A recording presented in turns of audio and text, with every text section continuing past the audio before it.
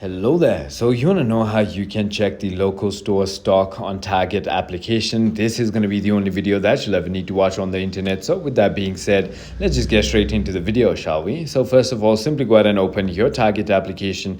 And now once you've done that, I hope you've already logged in into your account. Now all you need to do is simply go ahead and tap on My Target icon on the bottom right hand side of your screen. And once you've done that, all you need to do is scroll all the way down until you see My Store. As you can see, Iowa City downtown. Simply go ahead and tap on that. And now what you want to do is simply go all the way down and then simply go ahead and click on Fresh Grocery, or you could also simply click on My Store.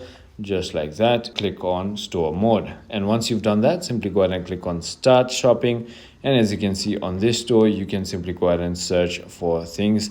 And as you can see, there's also all the products and it says it is in stock or not. And if it is not in stock, then it's going to say it's not in stock right over here. So that is about it. I hope this video was helpful to you. If it was, hit that like button.